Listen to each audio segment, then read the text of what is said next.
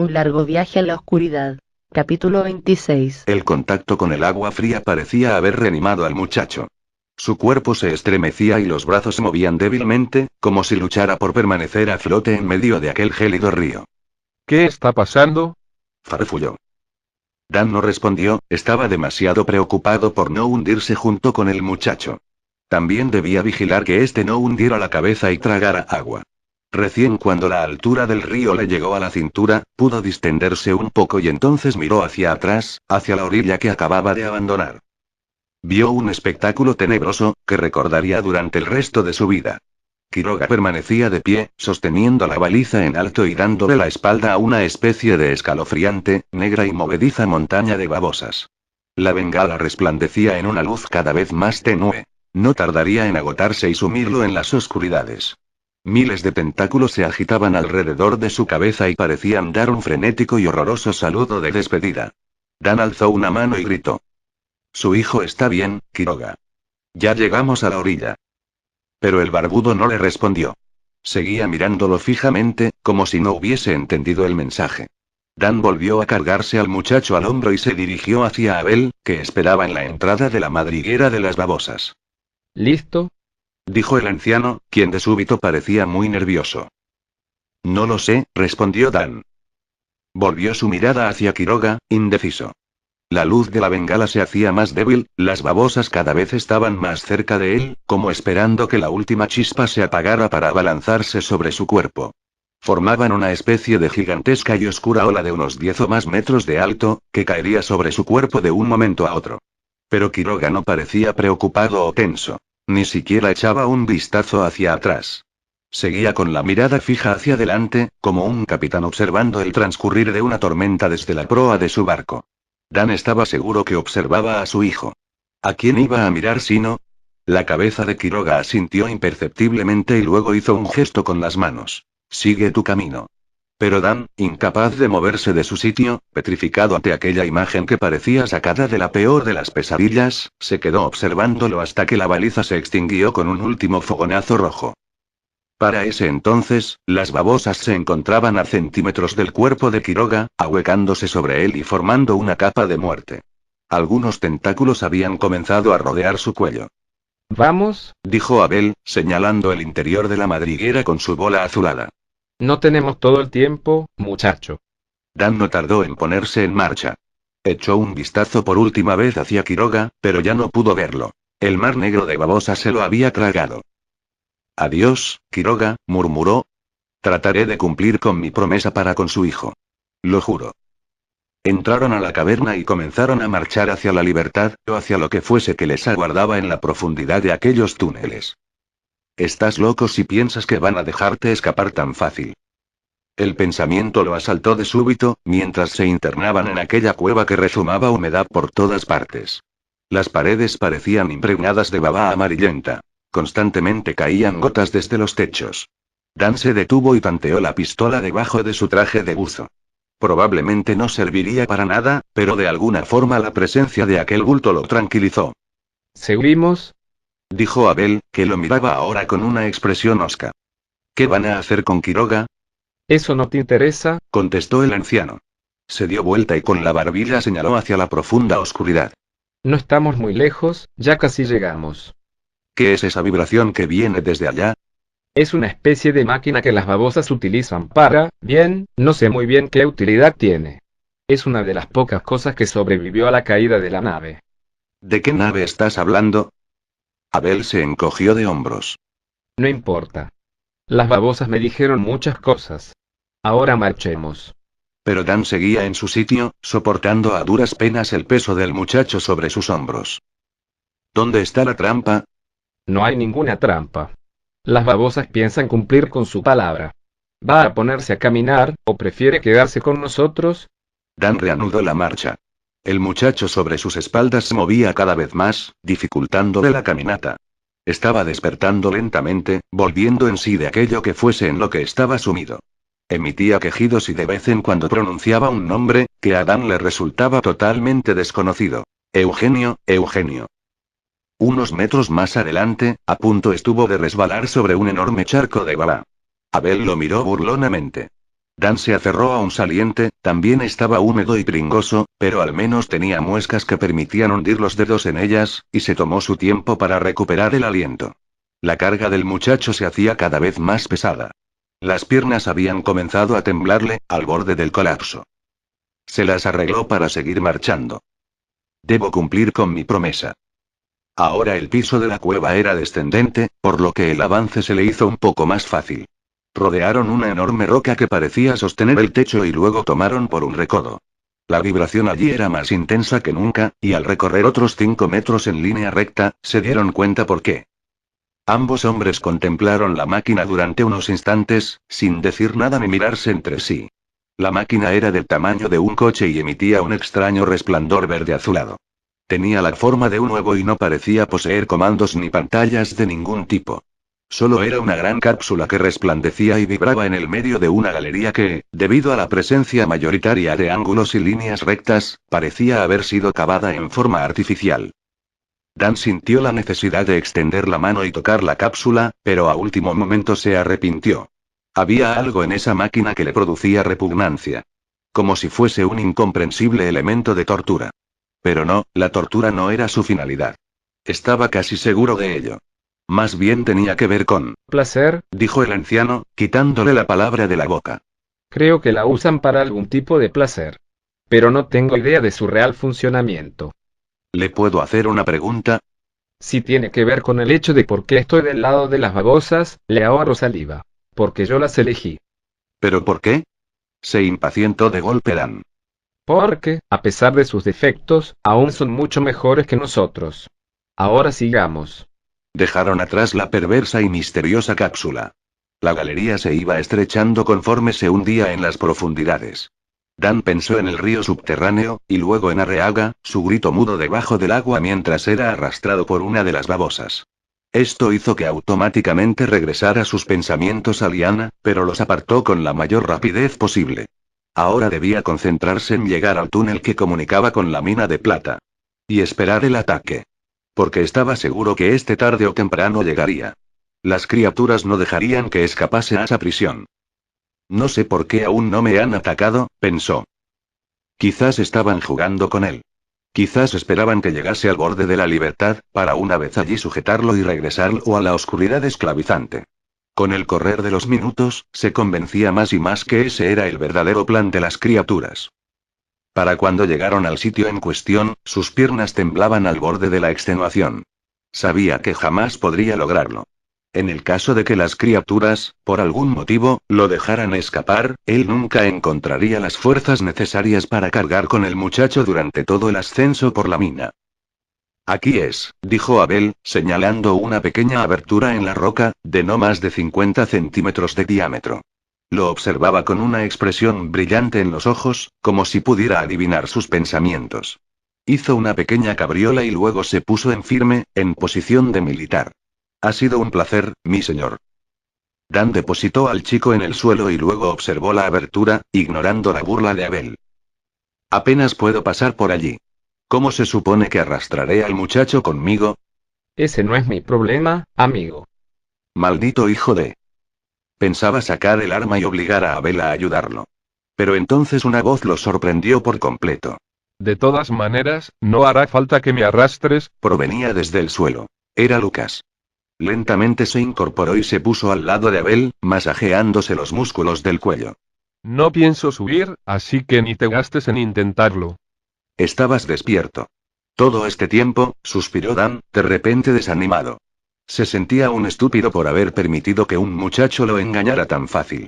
Sabía que había una trampa, pero nunca se le había ocurrido que podía venir por ese lado. Prometí a tu padre que te regresaría a la superficie, y pienso cumplir con mi promesa. Introdujo la mano dentro de su traje de buzo, pero recién ahí notó que el bulto frío, que al final no estaba tan frío, debido al contacto con su cuerpo, ya no se encontraba. ¿Estás buscando esto? Sonrió Lucas, mostrándole el arma en alto, como quien enseña un hueso a un perro hambriento.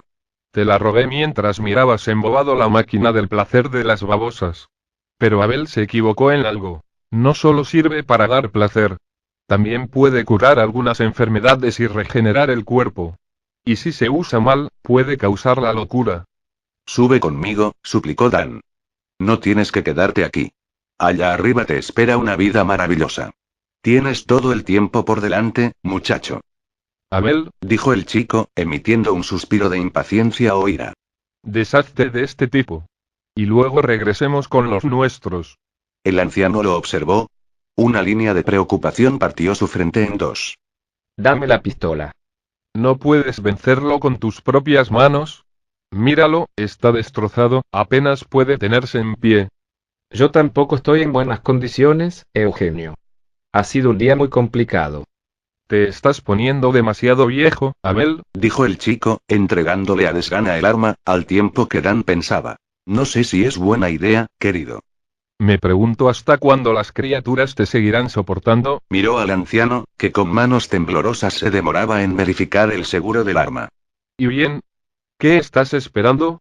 Abel alzó la mirada y sus ojos, habitualmente huidizos, quedaron fijos en los del muchacho. Hay un problema, Eugenio. ¿Cuál? Ya no eres más el líder. Las criaturas me nombraron tu sucesor. Ahora debes obedecerme a mí. Lucas se le quedó observando, perplejo, aunque luego lanzó una risotada. Tú, el supervisor. No me hagas reír, viejo. ¿Por qué no? Tembló de rabia Abel. Soy el más antiguo aquí abajo, también el más viejo. Creo que me lo merezco, ¿no? Eres débil y cobarde, Dijo Lucas, alzando el labio superior como un perro. todo el mundo lo sabe. No, muchacho, pensó Dan. Estás tirando demasiado del hilo, y este ya está demasiado fino. ¿De verdad? Abel se rascó la barba compulsivamente, al tiempo que apuntaba el arma hacia Lucas. ¿Te parece cobarde esto que estoy haciendo? El chico ni siquiera pestañeó. Estaba muy seguro de sí mismo, y Dan pensó que podía llevarse una pequeña sorpresa si seguía humillando a Abel de esa manera. Esto hizo que recordara la promesa que le había dado a Quiroga, y entonces decidió que era hora de actuar. Sabía que la tragedia estaba a un solo paso. Escucha, Abel, no tienes por qué disparar a nadie. Trató de razonar. ¿Por qué no me dejas llevarme al muchacho? Nosotros desapareceremos de aquí, y tú podrás liderar al grupo todo lo que quieras, sin la competencia de Lucas. ¿No es ese un trato genial? Todos salimos ganando, ¿qué te parece? Yo no quiero subir. Dijo Lucas. Su sonrisa se había esfumado. Ahora, más que un chico, parecía un adulto cansado y peligroso. Y yo tampoco quiero que subas. Dijo Abel. La mano le temblaba tanto que era un milagro que aún no hubiese apretado el gatillo. Señaló hacia el sitio por donde habían llegado. Ahora, dense la vuelta y hagan lo que yo diga. Miró hacia Lucas y con un aire falsamente conciliador agregó. Lo siento, muchacho, tendrás que empezar a acostumbrarte. Muy bien, tú te lo has ganado, viejo. Dijo Lucas, y comenzó a avanzar decidido hacia Abel, al tiempo que el anciano, abriendo sorprendido los ojos, gatillaba el arma en dirección al muchacho. La oscuridad. Otra vez la oscuridad. Tentáculos gruesos como serpientes se enroscaban en su cuello y lo asfixiaban. Otros tantos sujetaban sus brazos y piernas. Quiroga apenas podía respirar y la masa de criaturas lo rodeaba sin posibilidad de escape. Un tentáculo grueso como un brazo comenzó a introducírsele por la garganta. Sintió arcadas, pero enseguida estas remitieron y las voces de las babosas, frías y amenazantes, se adueñaron de sus pensamientos. No debiste haber resistido. Debiste haber aceptado nuestra propuesta. Hubieses sido un gran hombre en una nueva gran era. Pero lo arruinaste. Y ahora serás un simple esclavo más. Pensó que ya había pasado bastante tiempo, Dan y su chico debían haber llegado lo suficientemente lejos. No podía demorarse un minuto más. Sabía que las criaturas lo doblegarían si él esperaba demasiado para hacerlo. La traición aquí abajo se paga muy caro. Pasarás un mes en el sótano. Y eso solo será el comienzo. El bolsillo. El bolsillo derecho de su pantalón. Quiroga debía concentrarse en eso. Solamente en eso. Su mano derecha, sujeta por los tentáculos, no estaba tan lejos del bolsillo. Dobló la muñeca hacia arriba y comenzó a introducir sus dedos dentro del bolsillo. Morirás aquí abajo y nunca se te concederá ningún privilegio. Te doblegaremos. Te someteremos a las peores humillaciones. Querrás estar muerto, pero nosotros no te dejaremos morir y... un poco más. Sus dedos ya estaban rozando la fría y rasposa superficie de la granada. Inmediatamente después de pensar en la palabra granada, sintió que algo cambiaba en el tono amenazante de las voces. Se hizo un silencio receloso, y luego cientos de dedos hurgaron con premura dentro de su mente, buscando información. Quiroga cerró los ojos con todas sus fuerzas y trató de rechazarlos, pero eran demasiados. Y muy fuertes. Tiene algo en el bolsillo. Algo que ha sacado del bolso sin que nosotros nos hayamos dado cuenta. Algo peligroso. Algo que explota. Algo que trae fuego.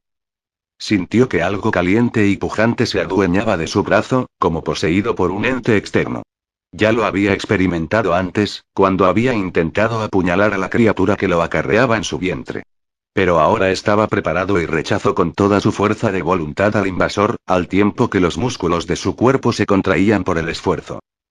Debemos quitarle el objeto que explota. Debemos retirarle la mano del bolsillo. Ahora. Ahora. Ahora. La fuerza invasora le recorrió el brazo desde el hombro hasta el codo, y de allí hasta el antebrazo.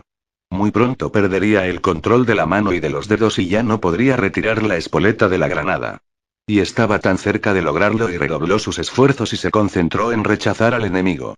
Pensó que la fuerza invasora era una luz de barro y piedras, y él apenas un hombre con una placa de hierro a modo de escudo. Nunca podría detener a la luz, pero si clavaba el escudo bien hondo en la tierra, y él se parapetaba detrás, sujetándolo con todo el peso y la fuerza que era capaz y tal vez y solo tal vez y lograría ganar algo de tiempo para alcanzar el anillo de la granada y... No me van a doblegar, pensó Quiroga. Fuera de aquí, malditas. Fuera de aquí, malditas. Sintió que, por un segundo, las babosas retrocedían por la sorpresa. Pero luego regresaron y recuperaron el control. Ahora se habían adueñado de su muñeca. Su mano temblaba al borde de la derrota. Apenas podía sentir los dedos. Pero aún así, se las arregló para hurgar un poco más en su bolsillo. Y creyó reconocer, al tacto, el contorno circular de la espoleta. Aléjenlo de la granada. Sujétenle el brazo. El peso de la luz pareció triplicarse, también su velocidad. El escudo firmemente clavado en la tierra comenzó a temblar y a vibrar. Las piernas de Quiroga, del otro lado de la placa de hierro, resbalaron en la tierra y comenzaron a retroceder. El escudo comenzó a partirse. Unos tentáculos le rodearon el brazo y lo tironearon hacia atrás, pero él siguió resistiendo. Sintió que los músculos del bíceps se desgarraban con una especie de crujido interno y aullante. Solo un poco más. Introdujo el dedo en el anillo. Ahora solo debía tirar de él. Parecía sencillo, pero se dio cuenta de que se trataba de un esfuerzo sobrehumano. Era como querer mover un edificio con el dedo meñique. Vamos, mierda. Puedes hacerlo. Quiroga resistió y comenzó a retraer el dedo. Cada milímetro, cada incluso décima de milímetro que avanzaba era una pesadilla de esfuerzo y de voluntad. Ahora los tentáculos le rodeaban el cuello y trataban de asfixiarlo. Los latidos de su corazón debían superar las 160 pulsaciones por minuto. La transpiración caía a chorros de su cuerpo, que temblaba entero al borde del quebranto. Hilillos de sangre comenzaron a salir primero por su nariz, y luego por su boca y orejas. No podemos dejar que gane. Debemos atacar con todo. Pero aún así Quiroga seguía resistiendo. Lo hacía por él, lo hacía por su orgullo, pero sobre todo por su hijo. Quería destruir a las criaturas. No sabía si lograría acabar con todas, pero quizás podría dejar un mensaje con su accionar. Y ese mensaje era: no te rindas, hijo. No te dejes someter. Lucha siempre por ser libre. Y disfruta todo lo que puedas, porque el viaje es más corto de lo que parece. Nos está venciendo. Mátenlo. Maten al esclavo ahora mismo. Los tentáculos le partieron el brazo en varias partes. Quiroga ignoró el dolor e hizo otro esfuerzo, el último. Con un movimiento del dedo retiró el anillo de la granada, al tiempo que su corazón finalmente explotaba de cansancio. Yo no soy el esclavo de nadie, perras, pensó con su último instante de lucidez. Y luego todo voló en pedazos. El disparo retumbó en las paredes de piedra. Lucas gritó y su hombro pareció sacudirse hacia atrás. La sangre comenzó a correr por su brazo, pero no detuvo el ímpetu del chico, que se abalanzó sobre Abel y sujetó el arma. El anciano volvió a disparar, pero ahora el arma apuntaba hacia arriba y la bala dio en el techo de la caverna, desprendiendo una nube de polvo y fragmentos de piedra que cayeron en forma de fina lluvia, sobre las cabezas de los luchadores. Soy el nuevo supervisor. Jadio Abel. No puedes desobedecerme, mocoso de mierda. Eres demasiado cobarde para hacerlo. Abel levantó la rodilla y golpeó la entrepierna de Lucas, que lanzó un quejido pero no soltó el arma. Dan se acercó a los hombres y se preparó para intervenir en el momento justo. Gran parte del polvo desprendido del techo había caído sobre su cabeza, por lo que su rostro parecía enharinado como el de un chico jugando a los fantasmas. Cuando Lucas dio un cabezazo en la nariz de Abel, y este retrocedió parpadeando y aturdido, Dan se arrojó sobre el brazo del chico y lo mordió. Lucas soltó un alarido de sorpresa y el arma cayó al suelo. Rápido como jamás lo había sido en su vida, consciente de que aquel podía ser un momento crucial para el destino de todos, Dan se arrojó sobre el arma y en menos de un segundo apuntaba con ella hacia Lucas, que le dirigió una escalofriante mirada de odio. «No te muevas, chico», gritó. «Y tú tampoco, Abel. Sepárense y préstenme atención». ¿Eres un hijo de puta?, gruñó Abel, aferrándose la nariz con ambas manos. Lucas se la había roto y manaba abundante sangre de sus fosas nasales. Te mataré, ¿lo sabes? Yo tengo la pistola, viejo, comenzó a decir Dan, sorprendido por la furia que destilaba el anciano. Así que... Pero calló cuando se dio cuenta de que Abel no hablaba con él, sino con Lucas. Y Lucas tampoco parecía muy pendiente de la pistola de Dan. Observaba a Abel con una sonrisa siniestra en el rostro. En su frente tenía una mancha de sangre que sin dudas pertenecía a la nariz del anciano. Ven por mí si quieres, viejo, dijo el chico. Sé que siempre quisiste ser el líder. Nunca soportaste que un mocoso de 17 años como yo te diera órdenes, ¿verdad? La verdad, dijo Abel, respondiendo a la feroz sonrisa de Lucas con otra igualmente feroz. Pues no. Eres un imbécil. Y un ignorante. Pero ahora las babosas me eligieron a mí, así que... Lucas volvió a abalanzarse sobre Abel. Ambos hombres, ante la mirada azorada de Dan, rodaron por el suelo y comenzaron a arrojarse golpes y patadas. Abel mordió el cuero cabelludo de Lucas y este respondió alzando la cabeza con ferocidad. Se escuchó un crujido y algo que en un principio parecía ser un par de piedritas blancas rodó hacia los pies de Dan. Las observó con detenimiento. No eran piedritas. Eran los dientes de Abel. Ahora la cara del anciano era una máscara de sangre y dolor, pero aún así seguía luchando y profiriendo terribles amenazas. Lucas tampoco parecía en muy buenas condiciones. Sangraba por la boca y tenía una especie de corona de sangre alrededor de la cabeza. Gruñía como un perro y ante cada golpe de Abel respondía con una especie de balbuceo inconexo y animal. Dan se adelantó y trató de apartarlos, pero recibió una patada en la ingle que le quitó el aire. Retrocedió y apuntó la pistola hacia el techo. Levántense, imbéciles. He dicho que se levanten. Pero ambos contendientes no le prestaron atención. Estaban trenzados en una lucha de resentimiento y odio cuyo origen parecía remontarse muchos años atrás. Dan disparó hacia el techo, pero solo consiguió que más polvo cayera sobre su cabeza, además de un fragmento del tamaño de una pelota de tenis. Lanzó una maldición.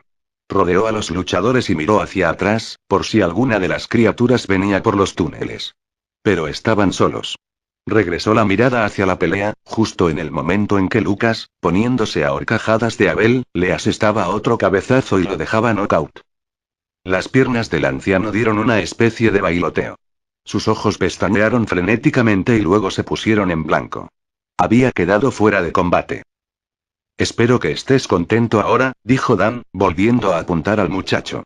Espero que te hayas sacado de encima toda la furia. Lucas dio media vuelta y se arrojó sobre él. Parecía un gato enloquecido. Tenía marcas de arañazos en el rostro y babeaba como un retrasado. Dan trastabilló hacia atrás y cayó sentado de culo. Se mordió la lengua al caer y de inmediato comenzó a sentir el gusto metálico de la sangre que bajaba caliente por su garganta. El chico le arrojó una patada y Dan la esquivó a duras penas. Pensaba que no debía perder la pistola. Pasar a lo que pasase, no debía y... Estaba preparándose para contraatacar cuando una explosión sacudió la caverna. Una lluvia de polvo cayó del techo y se escucharon algunos crujidos. En un principio Dan pensó que había activado el arma sin querer, pero luego se dio cuenta que la explosión provenía desde un lugar allá atrás. Lucas alzó la cabeza y gritó algo que no alcanzó a escuchar. Ahora parecía haber perdido las ganas de pelear. Comenzó a alejarse en dirección a la caverna principal, mientras el polvo seguía cayendo en una interminable cascada. «¡Ey! ¿A dónde vas?», Le gritó Dan, pero el muchacho no pareció escucharlo. Maldito chico. Se incorporó para seguirlo, y entonces una nueva explosión, esta vez mucho mayor y prolongada, lo detuvo. El muchacho pareció petrificarse. El suelo temblaba bajo sus pies. Algunas rocas comenzaron a desprenderse del techo y las paredes. Se produjo un estruendo más adelante. Sonó como algo que se derrumbaba. Y algo, un aullido desgarrador, parecía venir a toda prisa por los corredores oscuros. Creo que, comenzó a decir Dan. Y entonces la onda expansiva lo levantó en el aire y lo arrojó contra la pared opuesta. La primera explosión mató a Quiroga y a 6 babosas más, incluida Katia, que permanecía dentro de una de ellas. Las criaturas restantes estaban alejándose del lugar, aterrorizadas y aturdidas, cuando las llamas de la primera explosión encontraron el bolso repleto de dinamita que Dan había traído desde la cabaña de Quiroga. 7 cartuchos de dinamita de alta potencia estallaron al mismo tiempo y dejaron un cráter de 5 metros de diámetro. Las piedras volaron hasta el techo. 55 criaturas murieron en el acto, y otras tanto quedaron quemadas y heridas de muerte. Una babosa salió arrojada hacia el río y su cuerpo chamuscado y humeante cayó sobre el agua helada. El efecto fue como si alguien hundiera un palo ardiente en una cubetera. El agua se oye el cuerpo de la babosa pareció abrirse en dos. Sus líquidos se mezclaron con el río y lo tiñeron de amarillo. Trozos de babosas caían desde el aire y se estrellaban en las piedras con húmedos y repugnantes plaf. Tentáculos, órganos internos, incluso algunos restos humanos aterrizaban en un radio de 40 metros desde el epicentro de la explosión. La caverna entera comenzó a vibrar y a producir un sonido grave y ominoso. El techo estaba comenzando a partirse. Hubo un tremendo golpe que hizo cimbrar el suelo. Se trataba de la guarida de los viejos y los bebés, cuyo techo se había derrumbado. Le siguió una ola de calor y de polvo que barrió la superficie de la caverna principal y se metió entre los huecos secundarios. Las babosas sobrevivientes se arrastraban en dirección al río y trataban de llegar a la orilla opuesta. Unas cuantas de ellas murieron cuando las primeras estalactitas que pendían del techo, que eran del tamaño de cañones, cayeron sobre ellas y las empalaron. Luego el techo comenzó a ceder, y rocas que eran como autobuses comenzaron a hacerse polvo contra el suelo. Algunas de esas rocas cayeron en el agua y el río entero comenzó a desbordarse. Las criaturas habían ingresado al túnel de la guarida cuando el techo de este cedió. Toneladas de rocas cayeron sobre las babosas y las aplastaron en el acto. Las únicas que pudieron escapar fueron aquellas que ingresaron por los túneles subacuáticos del río, y que fueron lo suficientemente rápidas como para ganarle a la ola de derrumbes que se había desatado alrededor. Solo una babosa logró sobrevivir en los túneles de la guarida.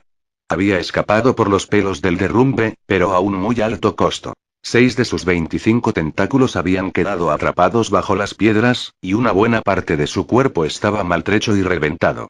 Aún así, tenía esperanzas de sobrevivir. Si lograba llegar a la máquina regeneradora, tal vez podría vivir unas décadas más. La máquina no hacía milagros y de hecho era prácticamente inútil a la hora de enfrentar a la vejez y las enfermedades más graves, pero la babosa en cuestión era joven y fuerte, y pensaba que podría lograrlo. Comenzó a arrastrarse en dirección a la cápsula, en el mismo momento en que, del otro lado del túnel, y sin saberlo, Dan y Lucas se recuperaban de la ola de choque y comenzaban a correr hacia su encuentro. Continuará.